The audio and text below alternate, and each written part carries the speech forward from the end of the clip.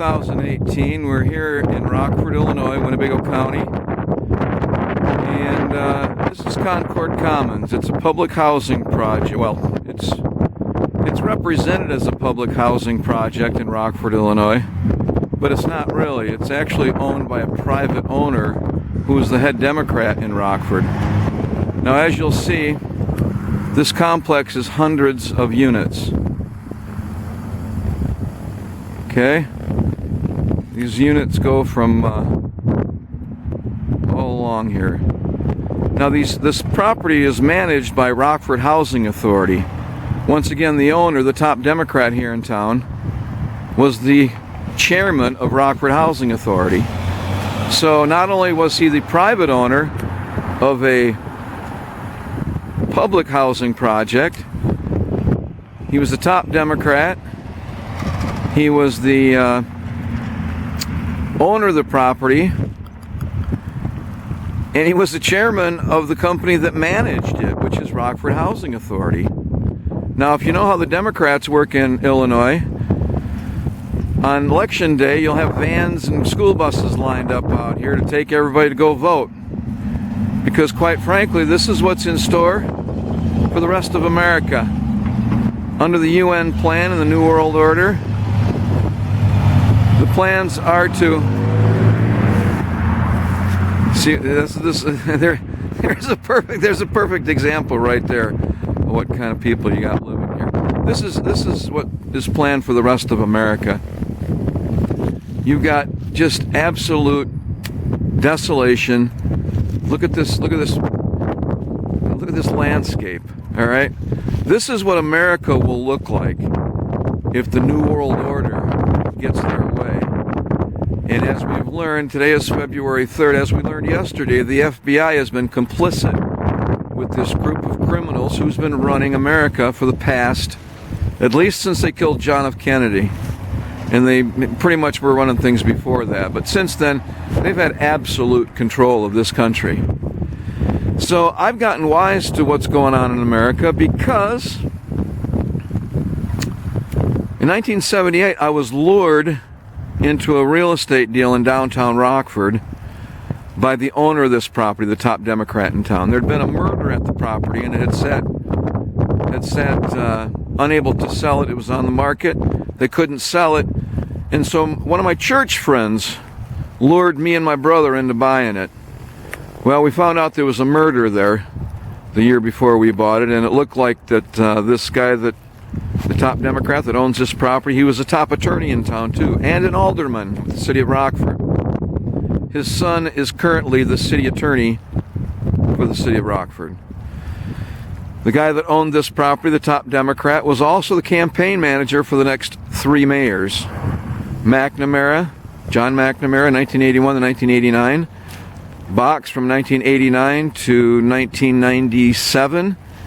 And then Doug Scott after that until 2005.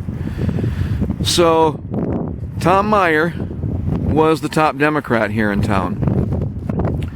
He lured me into a real estate scam downtown for some clients who owned a property where there had been a murder. And it looks like the murder was probably committed by one of the owners of the property. And I was lured in to kind of cover the tracks to sign on to the deed. So, this Tom Meyer character, he lured me in with a church member in 1978. That church member quit a month after I signed on to the property. Within 6 months, he had another agent of his who was a good friend of mine from high school. This good friend of mine from high school is named Bruno. His dad worked for Rockford Housing Authority, for Tom Meyer. This Doug Bruno sent me a letter and promised to take care of the property while I was on my Mormon mission, if I just made him my partner. So I made him my partner. And a couple months later, the city of Rockford condemned my property for no reason after we'd spent about $15,000 on improvements in plumbing and electrical. We went to Tom Meyer and asked him what to do. He said you can't fight City Hall, even though he was City Hall. Well, since then I learned I better become a journalist and figure out what's going on here in Rockford. And so since then I helped start a newspaper called the Rock River Times.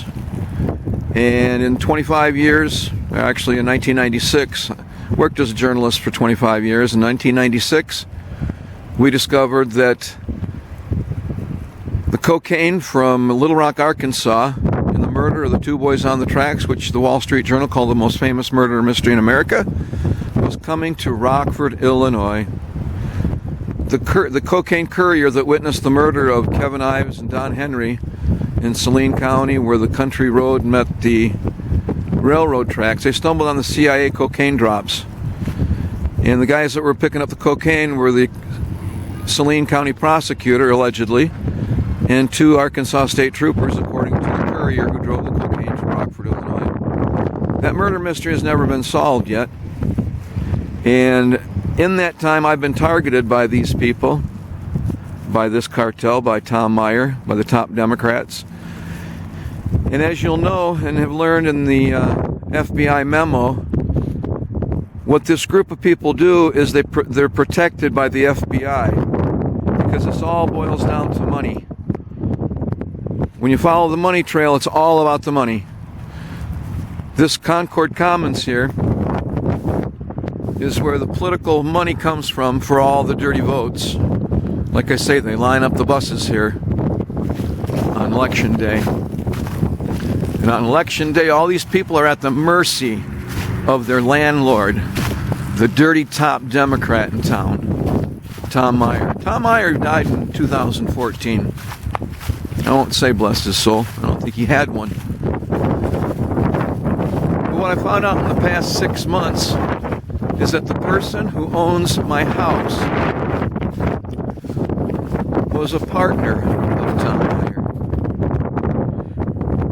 And now here's how that went. In 2002, the real estate partner that Tom Meyer set me up with in 1979, who then ended up getting my building condemned, got picketed by the labor union, who my partner Bruno's dad was the treasurer of. See, it's a cozy little system they got here, and it's all about the money. This is where all the money goes through. It's going to be used against the people here in town, and has been for 40 years. 40 years these guys have been running the show, and they're still in charge. Tom Meyer's son is the campaign manager to the current mayor of Rockford, Tom McNamara. Tom McNamara is named after Tom Meyer. And just to finish up here, how the money trail works, I found out in the past 6 months that the guy that owns my house was the banker, or I should say, he was the largest stockholder in the bank of the bank that mortgaged this property in 1978, October. Concord Commons never had to make a mortgage payment. You following me? Concord Commons never had to make a mortgage payment to Amcor Bank, at least up until 2000, when court records and depositions revealed what had happened. In 2000, there was a lawsuit where Concord Commons was sued because of a girl that had a pot of hot oil tip over on her. The attorney that sued Concord Commons, that sued Tom Meyer, ended up being my attorney in a lawsuit brought on by Tom Meyer's agent, Doug Bruno, in 2002. Larry Morrissey was that attorney. Larry Morrissey took my case in 2002. He fixed my case. He withheld the evidence, missed the 213 disclosure deadline, which left me without evidence to prove up my case. In 2006, they ended up stealing $500,000 from me, this cartel. The agents of Tom Meyer, a judge, an attorney who were law partners, Brian Larkin and Ron Perello. And then when Larry Morrissey became mayor, he turned me over to another attorney who ended up quitting a month before trial, and that's when I found out I had no evidence. So the dirty deeds that are done in this town are for a purpose. They're to keep the lid on the filthy people that are running Winnebago County, Rockford, Illinois. And as we've just found out, the FBI, how it protected the Clinton family, and how it tried to destroy Donald Trump, tried to frame him, who's the president of the United States right now, tried to frame the president of the United States. Do you see how little chance I had of fighting these guys here? I had very little chance of fighting them here, because they have absolute control. In fact, in 2002, when I was sued by Doug Bruno, an agent of Tom Meyer, I went to the FBI because at that point I knew I was being defrauded. Okay, I'd only been paid back the $50,000 of the properties that we owned. We owned 3 properties together, and they made $750,000 in 25 years. I was only paid back the $50,000 which I invested in 1983. I was the sole investor of our 3 properties. So that's why they took me to court in 2002 and ended up stealing all the profit from the 25 years which I was trying to recover in my counterclaim from Larry Morrissey that he filed. And when Larry Morrissey filed my counterclaim, he did a great job, except then he did a secret thing on me. He filed another one secretively, which took off the jury demand and changed everything so that I didn't get the jury that I asked for. So when his people then asked me later, after the whole thing was over, they ended up stealing 2 of my properties, ended up stealing $500,000 from me. Larry Morrissey's assistant calls me for his father and tells me, hey, we want the rest of your property, man. That happened about 3-4 times until finally I told them, I no longer wish to participate in your fraud. And I never got another call back. So there are ways out of this. I luckily got one on that because I wasn't going to give them any more. I wasn't going to give them any more money for what they had done to me. So before the lawsuit in 2002, I went to the FBI and I brought the stack of documents and showed them how Doug Bruno,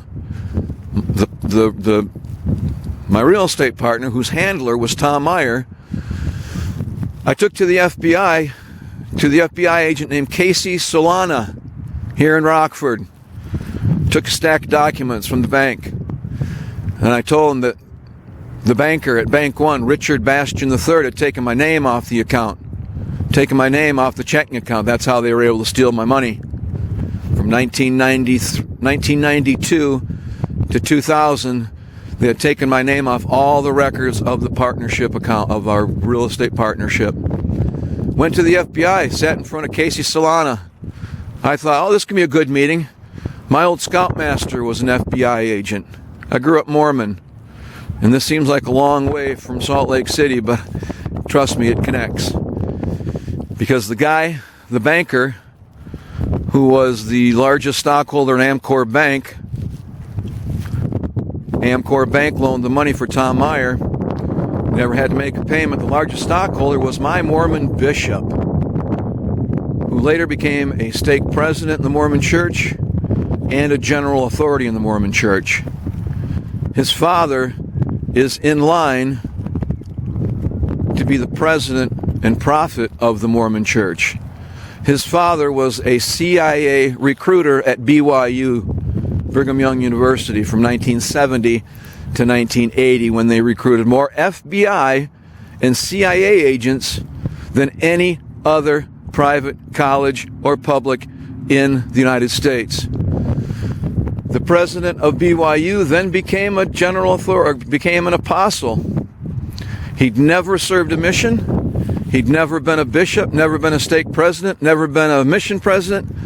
He went straight from University of Chicago as a professor in law, Rockefeller University, right to the apostleship of the Mormon Church, and next in line to be the next prophet of the Mormon Church. So as an apostle today, we just had Thomas B. Monson die a couple weeks ago. And Russell M. Nelson is the new prophet of the church.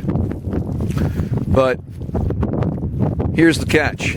People don't know that the corporate structure in the church puts the president as the sole beneficiary of the assets of the church. Right now, as the Mormon church sits, there is the possibility that if this father-in-law of the owner, the former owner of Amcor Bank that financed Concord Commons, the largest cocaine outlet in Winnebago County for 40 years, if this man gets hold of the presidency of the Mormon Church, he can sign over the assets of the $1 billion of the Mormon assets all across the country, can sign it all over to the New World Order, and the CIA, and Joseph Smith's work will all be in vain.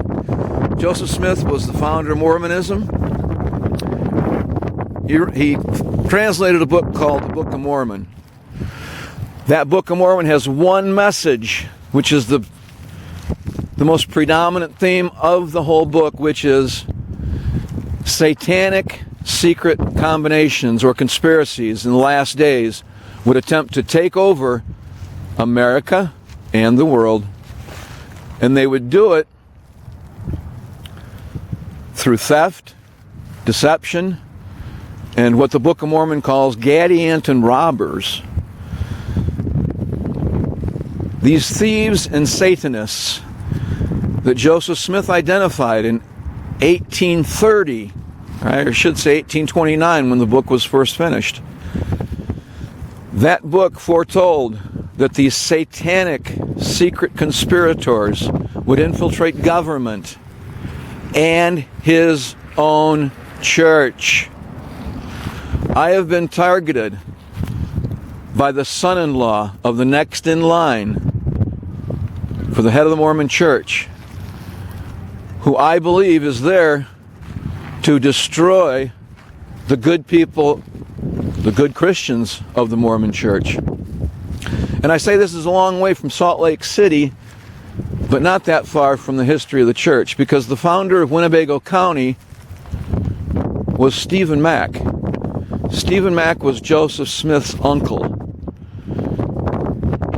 Joseph Smith's mother was Lucy Mack Smith. Her brother was Stephen Mack. Stephen Mack was a fur trader in the early 1800s, came here and founded Macktown, which is up by Rockton, Illinois. He married an Indian princess named Hananiga, who the high school in Rockton, Illinois is currently named after. So I've been targeted for 40 years because at 12 years old, I was introduced to another apostle named Ezra Taft Benson at the Chicago Steakhouse at Wilmette, Illinois. When I was 12 years old, he told me to read a book called None Dare Call It Conspiracy. And he told me about these secret combinations that were going to take over the church and the government of the United States and the world if people let them. So I'm here to show you that for 40 years I've been fighting these bastards, and I need some help. I need some help because they're a little bit above my pay grade. Although I did start a newspaper and fought them as long as I could, they're getting the upper hand on me right now. And as we know, with yesterday and the FBI secret memo, the secret memo that's been released, the congressional analysis of how the FBI has been converting justice for the past, well, at least the past 2 or 3 years. But I can guarantee you, since my visit from the FBI in 2002, when I showed them the evidence, and he looked me in the eye, and he says there will not be an investigation. So I started writing down on my pad, there will not be an investigation. I said, why won't there be an investigation? He says, we protect the bank's rights, not yours. Now, let me say that again. Casey Solana, the FBI guy that I talked to in 2002, told me he was not going to investigate the fact that Richard Bastian III and Doug Bruno had taken my name off all the records of my checking account from my real estate partnership, of which I was the sole owner and investor. So as I'm writing this down on the pad, he says, "What you writing down?" I said, "What you just told me." He said, he said, "If I ever see that in writing, I'm not going to be very happy." So not only would there not be an investigation to protect the criminals here involved in stealing $500,000 from me and 2 of my properties, but he protects the bank's rights to steal from me. He told me he protects the bank's rights, not mine. And if I ever put it in writing, he wouldn't be very happy. Well, sorry, Casey, to make you unhappy today, but that's just the way it goes. Because you guys are exposed now, and it's time that the rest of America finds out why everything's been going to hell for as long as it has. And somehow, my own Mormon church, Deseret News, the spokesperson for the Mormon church, told everybody to vote for Hillary Clinton in this past election. So if you ask me, there's been an infiltration in the church, because if I, a lone man, can find out what's going on, I'm sure the CIA would know that they're trafficking cocaine and have been for the past 40 years. And as we know, the higher-ups in the Mormon church are very well connected to the CIA, at least the bad ones. And it's about time that everybody learn what's going on. So one more point. That son-in-law of next in line to be Mormon president, prophet, he's the owner of my property now, because these Mormon friends of mine stepped in to help me when the church, or I should say when the deep state stole $500,000 from me in court from 2002 to 2006. My church friends stepped in to help me out.